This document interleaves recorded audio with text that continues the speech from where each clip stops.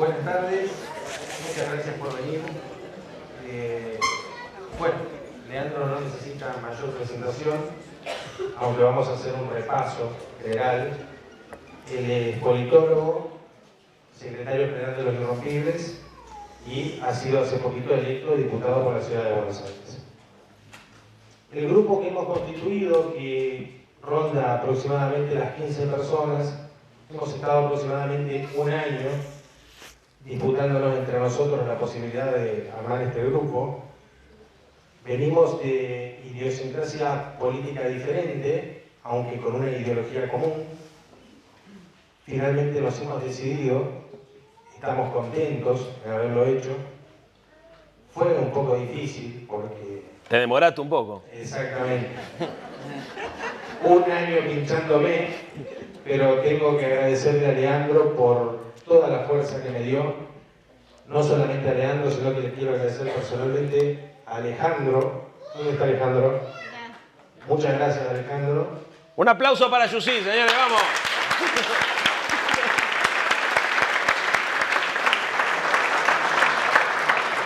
Y queremos agradecerle también a uno de los brazos derechos de Leandro, que es Rubén Cox, que lamentablemente no pudo estar acá, pero que estamos seguros que este video lo va a ver, porque este espectáculo lo estamos grabando. Perfecto. Y desde acá queremos mandarle un fuerte abrazo, porque para armar un grupo político no solo que cuesta errores, sino que además te genera muchísimas inseguridades, que si no hay alguien permanentemente emitiéndote una opinión al respecto para el lado hacia dónde tenés que ir, es prácticamente imposible, más en los tiempos que vivimos hoy. Entonces, bueno, esta es mi humilde introducción. No tengo mucho más para decir, más que agradecerles y pedirles, bueno, que estén atentos a que nosotros nos vamos a mover en la militancia y vamos a estar permanentemente invitándolos, ya que hemos venido haciendo un trabajo, si bien interno, que nos ha puesto muy ansiosos y muy contentos porque ya hay mucha gente que nos quiere acompañar. Así que bueno, esta fue mi pequeña introducción. Yo quisiera saber, vos, Hernán, ¿querías decir algo? Algo muy breve. Primero, bueno, reiterar el agradecimiento por la presencia. Conozco a muchos de los asistentes, a otros no, pero una cosa queda absolutamente clara. Creo que hay algo en común. Todos los que están acá, digamos, están de acuerdo en que este gobierno la está haciendo muy mal.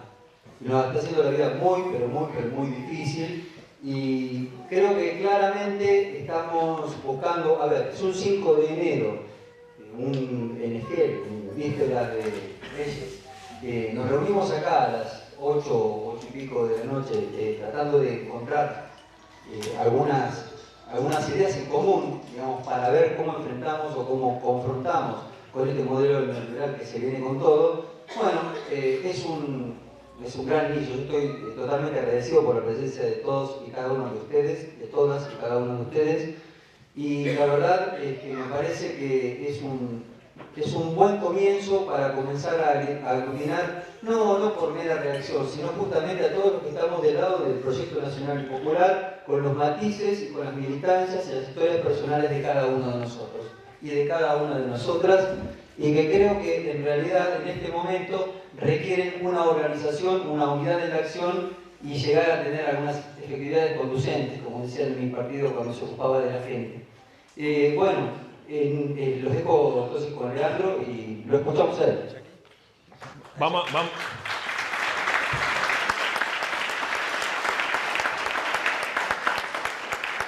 Cualquier movimiento revolucionario en el siglo XXI tiene que tener una primera definición, que es que tiene que ser feminista. Feminista.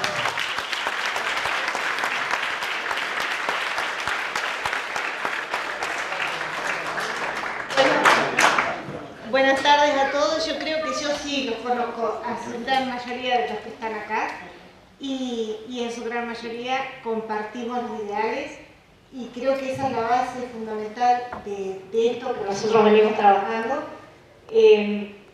Por ahí este grupo lo que no encontrábamos era un lugar donde poder expresarnos y encontrar a Leandro fue una punta. Siempre le digo yo que su forma de manejarse, sus palabras, nos identifica fuertemente. Así que acá estamos acompañándolo ya hace un año, casi que lo conocemos. Y bueno, pegamos, como dicen los chicos, pegamos onda. Así que los dejo con él, creo que lo conocen y va a ser muy rica la noche. Muchas gracias.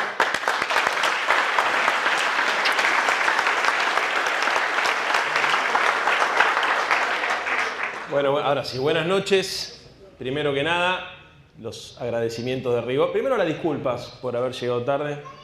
La verdad era imprescindible bañarme después de un día tan ajetreado, así que me demoré un poquito más por ese tema.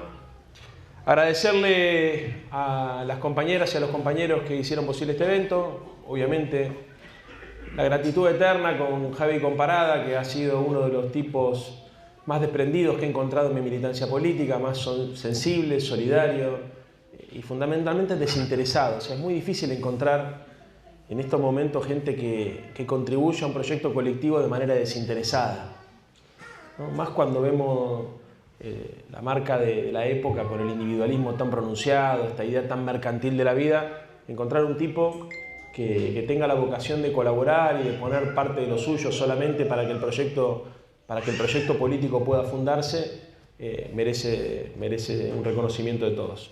Obviamente, un aplauso también para Javi.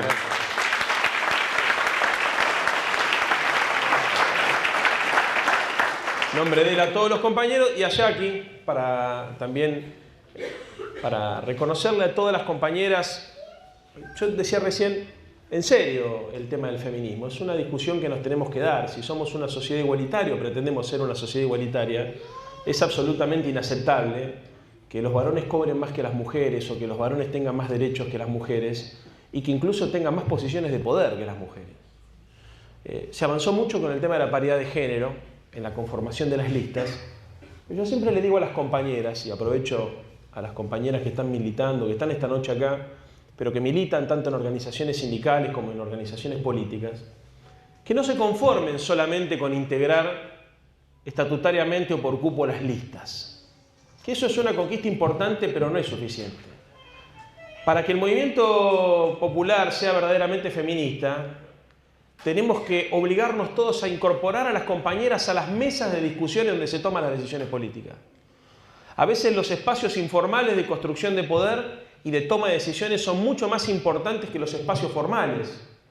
Y yo, que tengo varios años en la rosca militante y en la rosca política, he descubierto que muy pocas veces hay mujeres sentadas en la mesa donde se discute la política, donde se define la política, donde se construyen las listas, donde se toman las decisiones finas. Y esto creo que es una exigencia que todos deberíamos tener y fundamentalmente, creo yo, los que queremos construir una sociedad más justa y más igualitaria, partir de la premisa que no se puede ser coherente con esta posición si nosotros no reconocemos este hecho. Pero bueno, la conversación de esta noche tiene como objetivo pensar entre todos qué podemos hacer para enfrentar al neoliberalismo. Y creo que es imprescindible hacer una caracterización primero, porque muchas veces hablamos del neoliberalismo y damos por sobreentendido que todo el mundo entiende qué se refiere, y tal vez sea necesario hacer algunas precisiones para poder ajustar el diagnóstico. Cuando hablamos de neoliberalismo, está activa la compañera, vamos a decir la verdad. Hablamos de feminismo y hablamos de rebeldía y está bien que esté activa, pero cuando hablamos de neoliberalismo, esencialmente de lo que estamos hablando es de la construcción de un modelo social que se funda sobre una idea desigual, donde se impone un concepto individualista de organización de la sociedad. Y donde ese concepto de organización individualista está legitimado incluso por los sectores sociales que pierden a partir de esa definición consensual. Ayer lo charlábamos en Canal 43. Sí, Red 43. En Red 43 decíamos, bueno, uno de los problemas que nosotros estamos identificando es que incluso las víctimas del sistema contribuyen a la legitimidad del sistema acompañando a sus verdugos.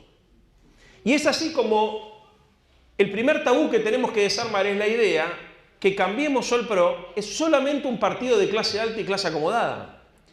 Quien no vea que este consenso conservador que se está fundando en la Argentina se sostiene sobre una coalición policlasista que corta transversalmente todos los estratos de la sociedad, se pierde una parte importante de la explicación. Es mentira que los pobres o que la gente que está en situación de pobreza, por definición, sean personas de izquierda o tengan sentimientos nacionales o populares o se sientan identificados incluso con el peronismo. No estoy diciendo que eso no ocurra, lo que estoy diciendo es que es mentira presuponer que el origen de clase determina la posición política de una persona. También tenemos disputa en términos de la construcción del sentido y de la construcción de la política en los sectores que han sido perjudicados por la instrumentación de políticas neoliberales. Por eso es complejo también el debate.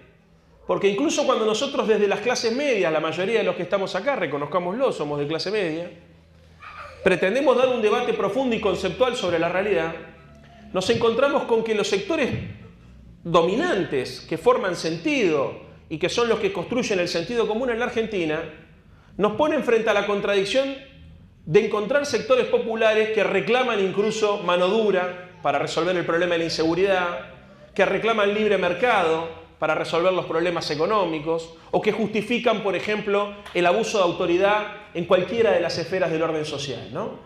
Hemos visto, por ejemplo, incluso con el caso de Santiago Maldonado o con el caso de Rafael Nahuel, un chico que ha sido matado por la espalda, asesinado por la espalda por la prefectura, y un chico que ha sido ahogado como consecuencia de una represión ilegal, donde hay un sector de la sociedad, sin comillas, que justifica el accionar de la Gendarmería y de la Prefectura diciendo que no tenía nada que hacer cortando rutas, ¿no? O sea, fíjense ustedes la perversidad y a la insensibilidad a la que nos lleva muchas veces este sistema, porque el neoliberalismo, compañeras y compañeros, antes de ser un proyecto económico, es por definición un proyecto cultural. Si queremos definir qué es el neoliberalismo y qué tenemos que superar, bueno, sepamos que tenemos que desmantelar el neoliberalismo cultural. La estructura de valores que le da sentido a una política de ajuste, que legitima una sociedad desigual y excluyente, que funda un orden social sobre una idea excluyente de la sociedad y represiva, que mercantiliza las relaciones humanas y que incluso llega a mercantilizar las relaciones más íntimas, las relaciones familiares. Cuando uno, por ejemplo, encuentra una pareja y que se separa, dice, ¿y por qué se separaron? Porque no me servía. Yo no ganaba nada. ¿Qué me daba fulano, fulano? Fundamentamos buena parte de nuestras acciones individuales con la lógica del mercado. Es tan profundo el consenso neoliberal que incluso nosotros, para definir las relaciones con nuestras parejas, con nuestros hijos y con nuestros padres, solemos utilizar categorías del mercado, naturalizando la idea mercantil de las relaciones humanas.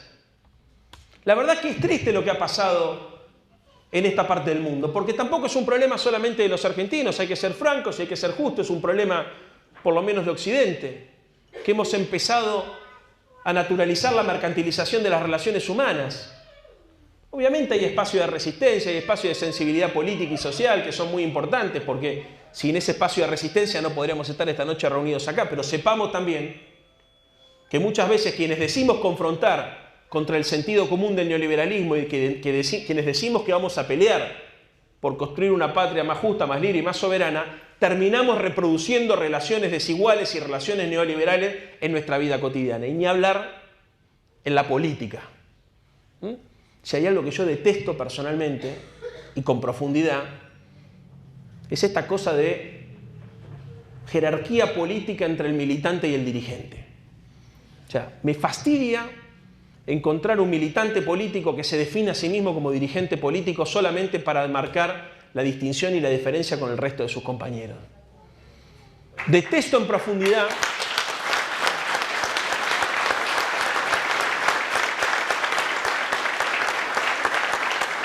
esta suerte de división intelectual y física del trabajo, donde el dirigente hace solamente el trabajo intelectual y le deja a la base militante el trabajo físico. Bueno, quien reproduzca ese tipo de relaciones militantes en el seno de su organización sindical o política, le hace el juego al neoliberalismo, porque plantea la diferencia y porque esencialmente lo que plantea es la relación de desigualdad a partir de la propiedad de los medios de producción política frente al que solamente tiene su fuerza militante, su fuerza de trabajo para vender. Nosotros también, compañeras y compañeros, dentro del marco del proyecto nacional y popular, Hemos construido élites y segmentos sociales que se diferencian y que buscan diferenciarse, reproduciendo la lógica neoliberal, entrando en contradicción con nuestro discurso público. Porque existe una contradicción importante entre el discurso público y el discurso privado de muchos de nosotros. Y yo no me excluyo. Lo que trato sí es de cuestionarlo para poder corregirlo y de compartir algunas impresiones y algunas reflexiones para que en conjunto podamos fundar una organización política que tenga la coherencia personal, integral y corporativa suficiente como para poder ser franca y para poder disputar desde una posición de legitimidad contra el orden neoliberal, porque obviamente la derecha va a buscar cada una de nuestras contradicciones para demostrar que nuestro paradigma ideológico es una fantasía. Decíamos también ayer que uno de los problemas que tenemos para confrontar contra el neoliberalismo es una suerte de lógica fatalista y de la resignación, que también se ha apropiado de buena parte de nuestro sentido común. ¿Por qué la derecha es eficiente a la hora de modelar el sentido común y de conseguir que sectores populares lo acompañen? Porque tienen lo que ellos denominan una postura pragmática y realista. Ellos te dicen el mundo es una mierda y yo no te voy a decir que hay que cambiarlo, te voy a decir que hay que acostumbrarse, reconocer que la situación es así y en todo caso hagamos lo mejor que podamos. Ellos no se hacen cargo de la responsabilidad que tenemos nosotros de cuestionar las estructuras, de cuestionar en profundidad el sistema político, social, jurídico, económico, cultural que ordena la Argentina y que ordena las democracias en Occidente. No se lo plantean. ¿Y entonces qué resulta? Resulta que es cómodo plantarse en ese lugar, porque es fácil y cómodo ser de derecha. Alcanza con repetir las verdades que dice la televisión. Alcanza con resignar la posición social que te tocó en suerte. No tenés que pensar, tampoco tenés que luchar. Basta con que seas un consumidor y que te asumas como consumidor y que busques una democracia delegativa y consumista, liviana, pragmática. Y entonces ahí lo que te proponen es votar un buen equipo de gente que seguramente con buenas intenciones y en equipo te van a resolver todos los problemas para que vos no tengas otra cosa que hacer más que reproducir tu fuerza laboral y salir a consumir o aspirar a consumir, porque incluso te prometen el consumo pero no te lo dan, entonces te generan una cierta angustia porque vos para hacer tenés que tener y al mismo tiempo la economía no te permite tener. ¿No es cierto? Porque vos si querés ser una persona importante y te querés comprar unas zapatillas caras o cambiar el auto y tener un 0 kilómetro, tenés que acceder al crédito y entonces vivís endeudado todo el tiempo y trabajás para pagar la deuda y en definitiva, como diría el Pepe Mujica, la deuda se paga con tiempo y el tiempo es vida. Y terminamos poniendo nuestra vida al servicio de un sistema de consumo que no determina nada.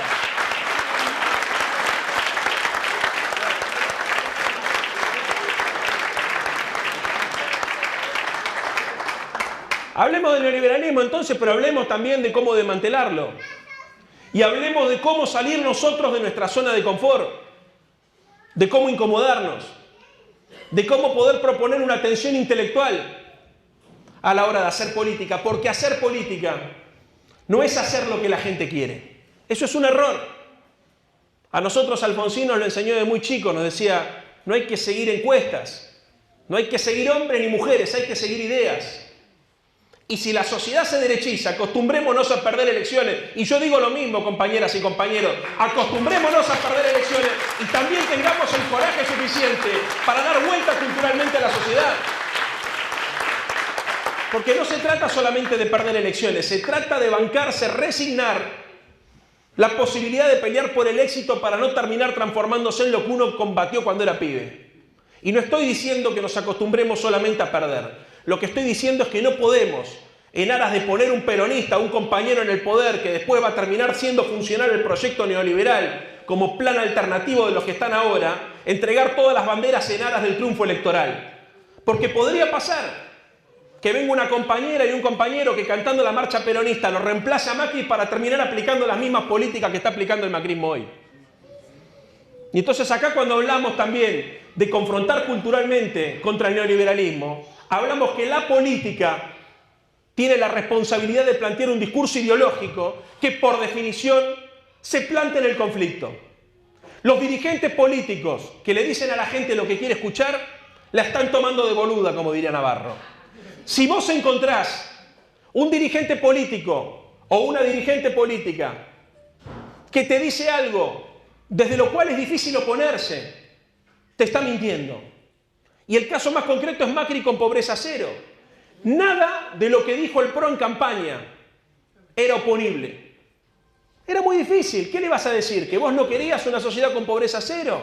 ¿Que vos no querías mejorar las cosas que estaban mal y hacer las cosas que faltaban? ¿Dónde estaba la trampa? En que ellos decían un horizonte vago al cual se querían aproximar, pero nunca nos dijeron cómo hacerlo. Y como obviaron la discusión de los instrumentos, pudieron laburar una línea de ingenuidad y una línea de ambigüedad que consiguió que muchos sectores sociales, perjudicados por ese tipo de políticas en los 90 y en los 70, acompañaran esos engañados. Hay un sector que está de acuerdo con eso, pero también hay un sector que ha sido engañado. ¿A qué voy entonces? A que nosotros, cuando construimos poder popular o consenso, cuando nos proponemos ser parte de un proceso de superación del neoliberalismo, tenemos que tener el coraje suficiente para ser, como nos enseñó Alfonsín, a los radicales, rebeldes, para ser, como nos enseñó Néstor, a los argentinos, transgresores, y cuestionar el orden social, cueste lo que cueste y caiga quien caiga. El político o la dirigente política que quiera agradar es un traidor a la causa nacional y popular. Hay que salir a provocar a la sociedad argentina. Hay que proponer una tensión intelectual y cultural. Acá de lo que se trata es que nosotros podamos cuestionar el orden fundante de una sociedad neoliberal, que se plantea sobre premisas que pueden ser aceptables, porque son las premisas del capitalismo que gobierna en el mundo hace 150 años. Y entonces cuando vos salís a cuestionar, por ejemplo, la supremacía de la propiedad privada, hay mucha gente que incluso careciendo de propiedad privada le va a llamar la atención. Y por no haber podido cuestionar la supremacía de la propiedad privada, fracasó la ley de medios. La ley de medios fracasa como consecuencia que nosotros no logramos instalar que era necesario distribuir la propiedad y evitar la concentración, evitando el monopolio. Es tan brusca, o fue tan brusco, el cambio cultural operado en los 90 en la Argentina. Obviamente había sido posible por el genocidio de Estado generado en los 70, que incluso el capitalismo que se dio en esta parte del mundo fue más agudo de lo que se dio en los países que dieron origen al capitalismo. ¿O creen ustedes que la gente del New York Times tiene la posibilidad de tener canales de televisión como tiene acá la posibilidad el diario Clarín de tener un diario, una radio, Fiverr, Nextel, Telecom, el fútbol para todos, las multiplicadoras que repiten en todo el país? ¿Ustedes piensan que eso es posible? No, no es posible. ¿Y saben por qué no es posible? Porque el Estado se lo prohíbe. Porque la propiedad privada tiene una función social. Y porque hay un consenso que funda la democracia, incluso la democracia norteamericana, que para evitar la concentración de poder y la anulación de la libertad individual, el Estado obliga a los grupos económicos importantes incluso tener que desinvertir o desprenderse, o les prohíbe, por ejemplo, poseer otros medios de comunicación parecidos para evitar posición dominante.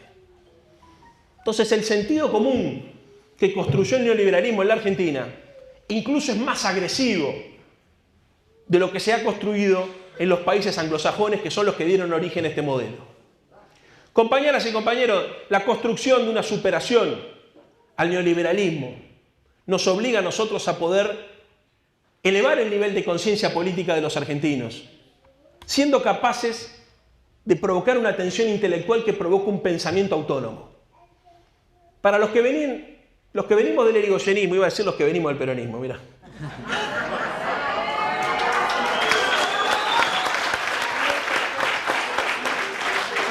Igual les voy a explicar, encuentro un punto de contacto muy fuerte entre el irigoyenismo y el peronismo, en tanto y en cuanto fueron partidos que se propusieron y proyectos históricos que se propusieron expandir la democracia, de la democracia formal a la democracia política y de la democracia política a la democracia social, el caso del peronismo, y que trabajaron siempre por la reconstrucción de la soberanía.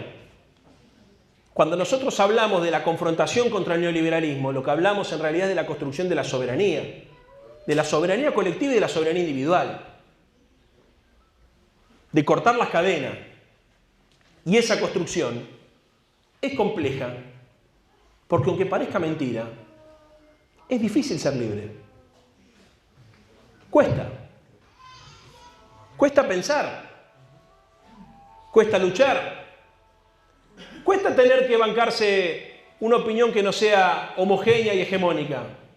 Cuesta. Y vaya si nos cuesta, que incluso muchos de nosotros hemos tenido problemas con familiares, con amigos, nosotros con partidos políticos inclusive. Porque justamente nosotros no nos resignamos a la idea de ser solamente gente que agrada o gente que lo que busca es el favor o el favor electoral. Lo que nosotros buscamos para desmantelar el neoliberalismo y construir una sociedad más justa, más libre y más igualitaria es construir un sujeto político autónomo, independiente, soberano, que tome decisiones en función de sus propios intereses, que no asuma que los intereses de los poderosos son los intereses generales.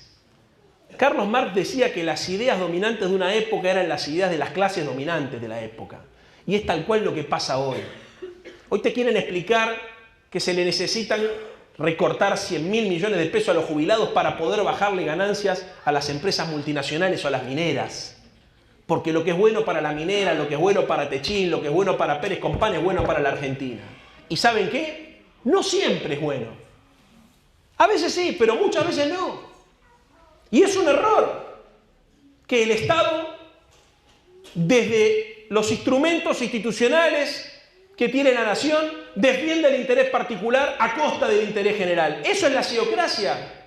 Y eso es posible no solamente porque ganaron las elecciones, sino porque en el sentido común de buena parte de los argentinos manda el que tiene poder porque siempre fue así. Y entonces lo que para nosotros es una aberración jurídica, política, incluso moral y ética, que es que el presidente de la Shell, por ejemplo, está al frente del Ministerio de Energía o que el presidente de la Sociedad Rural está al frente del Ministerio de Agroindustria, y nos parece una herejía política inaceptable, incluso para los liberales en la Argentina de buena fe, no los neoliberales, para buena parte de la Argentina, es la consecuencia natural de esta construcción cultural que es el neoliberalismo, que se funda también sobre la lógica de la resignación, sobre la lógica del más fuerte, lo que nosotros denominamos el darwinismo social. Y para confrontar contra esto, y a esto me quiero referir esta noche, no alcanza solamente con que nosotros podamos remarcar y subrayar permanentemente las contradicciones del sistema, demostrando cómo después de haber puesto un ministro de la Shell aumentan el precio de las naftas, o cómo después de haber puesto un ministro de la Sociedad Rural se disminuyen las retenciones y entonces por eso, para equilibrar el presupuesto, se necesita recortar las jubilaciones. ¿Qué es lo que pasa? Eso alcanza, pero no es suficiente. No alcanza con contarle a los ciudadanos de nuestra patria qué es lo que está pasando más allá de lo que cuenta el diario Clarín y La Nación.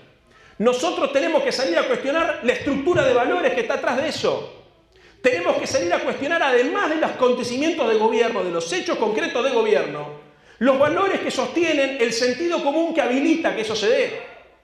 La discusión política para nosotros pasa esencialmente por poder destruir el núcleo de valores de una sociedad egoísta, excluyente, mercantil y desigual. Es una batalla cultural, es una guerra ideológica la que tenemos que librar. Hay que construir una contrahegemonía. Quien milita en política o quien se siente convocado a la construcción de una alternativa política al neoliberalismo tiene que ser consciente que tiene un rol irrenunciable, que es el de docente. Un militante político es un docente que tiene que dar una batalla ideológica, que tiene que dar una batalla cultural, que se tiene que comprometer con lo que piensa, que tiene que tener claridad conceptual y cultural a la hora de enfrentar el modelo y que tiene que salir de la zona de confort e invitar al otro al que salga de su zona de confort. Y esta batalla cultural se sostiene sobre un pilar fundamental, que es la ética de la solidaridad. Si nosotros no hacemos de la solidaridad una herramienta para convocar a las nuevas mayorías, si nosotros no hacemos de la ética de la solidaridad la piedra fundamental sobre la cual poder construir un proyecto colectivo de superación al neoliberalismo, puede darse el caso que ganemos las elecciones, pero no vamos a tener la fuerza social suficiente para hacer las transformaciones que se necesitan, para reparar el daño que está haciendo esta gente, pero también para hacer lo que Cristina y Néstor no pudieron hacer, ni Raúl Alfonsín, ni las otras experiencias populares. Porque en definitiva, cada uno de estos proyectos llegó hasta donde pudo, y es hasta donde pudo, es hasta donde la sociedad le permitió llegar. Y la responsabilidad de la militancia cuando está en épocas como esta en la oposición es friccionar lo posible para conseguir que lo imposible sea, además de deseable, en algún momento posible. Es friccionar la realidad. Eso significa salir a lijar los tótems del neoliberalismo, cuestionar las cosas hasta más aceptadas, en función solamente de poder preguntarle a la gente si otra forma de vida no es posible. La idea de que uno es porque tiene, La idea es que siempre lo privado es mejor que lo público, que siempre lo individual es mejor que lo colectivo. Es una vergüenza. Una vergüenza que militantes políticos populares no tengamos la capacidad de cuestionar esto que es elemental y que nos acostumbremos y que nosotros también naturalicemos estos conceptos y estas premisas culturales transformándonos en lo que combatimos cuando decidimos sumarnos a una organización política. Entonces, este debate, que es el debate de cuáles son los objetivos que tienen los militantes como docentes del campo nacional y popular, como constructores de un sentimiento crítico, de una contrahegemonía, para generarle crisis en el sentido común a la gente, para proponer una lógica de reflexión colectiva, para agitar a la gente y correrla de la modorra. Acá me decían los compañeros, lo que pasa es que Esquel es un pueblo muy conservador. Bueno, si es muy conservador, nosotros tenemos que ser muy revolucionarios. ¿O qué mierda se imaginan que va a pasar desde la conformidad y la comodidad?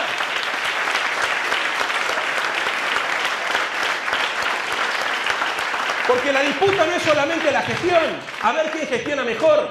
La disputa fundamentalmente es en qué dirección gestionamos. La disputa fundamentalmente es qué valores vamos a defender. No solamente lo que no queremos, sino lo que deseamos. Y yo deseo una sociedad donde la lógica fundante sea la solidaridad, donde la militancia política tenga la capacidad de ejercer en la docencia un horizonte ético deseable, que es la construcción de una comunidad organizada. Miren, el general Perón decía que cada uno de nosotros tenía en su mochila el bastón de mariscal para llevar adelante la batalla, y hablaba también de una comunidad organizada. Y lo mismo fue la fundación de la Unión Cívica Radical. Era una religión laica. Hipólito Yrigoyen le pedía a los que lo acompañaban que vayan a luchar por la causa de los desposeídos. Y entendía que el conflicto entre el régimen falaz y descreído y los desposeídos era el conflicto que iba a fundar una democracia para todos. ¿Es consenso la democracia? Por supuesto que es consenso, pero también es conflicto. El que te dice que es solamente consenso se está olvidando una parte. No estoy diciendo acá, para aclararlo, porque muchas personas a veces, sin formación política, tratan de manipular este diagnóstico y llevarlo para el lado de Carl Schmitt, planteando que la política se construye en términos de amigos y enemigos. Yo no estoy diciendo que hay amigos y enemigos. Yo planteo la política en términos agonistas, en términos de adversarios, en términos de reconocer que las sociedades complejas tienen conflicto y que los militantes políticos no tienen que buscar solamente el aplauso fácil, tienen que entender cuál es el conflicto fundante de la época. Y el conflicto fundante de la época es el conflicto distributivo. Acá de lo que se trata es cómo construimos un modelo productivo que pueda distribuir mientras produce. Cuestionar las dos cosas. Y construir un modelo productivo y distributivo igualitario requiere mucho poder social para dar batallas muy importantes. Batallas que van a tener como principal campo de batalla el cerebro, la mente y el sentido común de muchos argentinos. Y que después tendrá que ocupar la plaza pública. Y que después tendrá que ser creativo a la hora de llevar adelante en la función de gobierno medidas políticas que permitan construir efectivamente ese modelo de sociedad. Entonces, un militante político, cuando está en la oposición, tiene la responsabilidad de generar docencia, de sembrar ideas para que puedan florecer los espacios de transformación que hacen que la vida tenga sentido. Militante político que no lucha por la trascendencia, que no tiene la vocación de hacer algo que lo trascienda biológicamente, que se quede en su caso, que se afilie al PRO. Nosotros los que militamos en este espacio no peleamos solamente por nuestro cargo, peleamos por un proyecto del país que nos trasciende personalmente.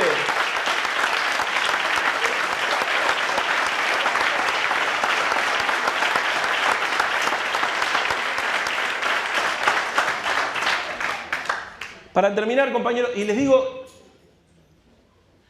la trascendencia para mí es, sin duda, la vocación de trascendencia es sin duda la diferencia entre un operador y un militante, y entre un militante político y un ciudadano. No alcanza con ser ciudadano y yo desprecio a los operadores. O sea, respeto a los ciudadanos, desprecio a los operadores. Para mí Alfonsín me enseñó que para ser buen dirigente, uno primero tenía que ser buen militante. Y que para ser buen militante primero tenía que ser buena persona. No se puede ser buen dirigente y ser mala persona. Y muchas veces asumimos que el dirigente tiene que ser un hijo de puta porque para ser dirigente tenés que pisar más de una cabeza. Incluso lo asumimos algunos militantes, quienes miramos con cierta admiración a aquellos que han logrado escalar rápido, ¿no es cierto? Y llegar a posiciones de poder. Eso también es complicado porque eso también reproduce relaciones políticas de mierda y reproduce relaciones desiguales. Y la verdad que la única forma que uno encuentra, anclándose en esos partidos tradicionales que nos dieron origen y nos dieron formación y pertenencia e identidad a cada uno de nosotros, de superar la tentación del egoísmo, es proponerse luchar por algo más que por uno mismo.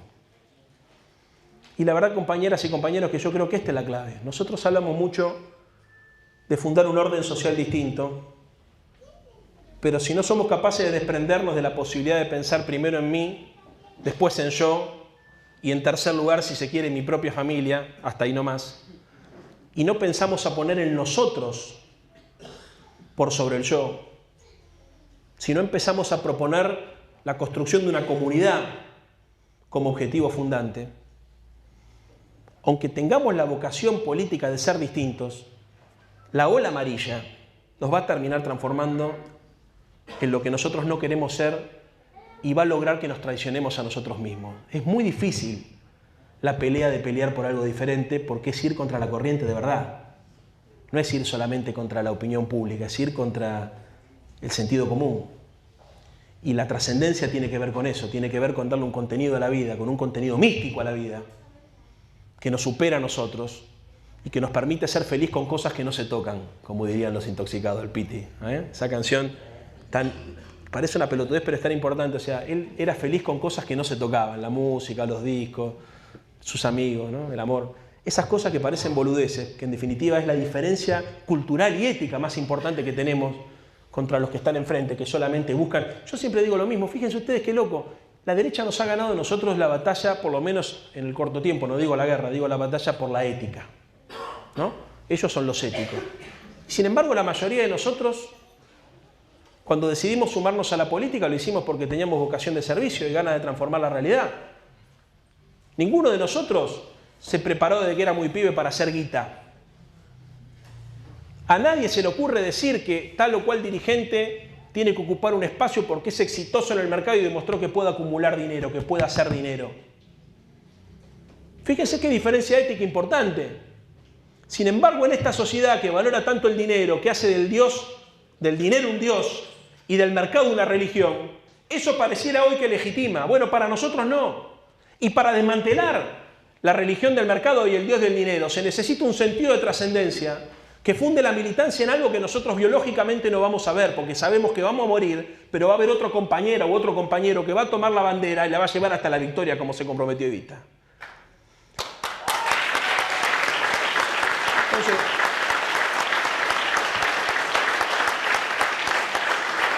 ahora sí, para terminar, miren, yo sé que la pelea es difícil porque los medios de comunicación, la subjetividad, la dificultad que hay para hablarle a sectores que están absolutamente negados a entender otra cosa, la comodidad, el confort, todas estas cosas que ya sabemos que nos pasan a todos, ¿no?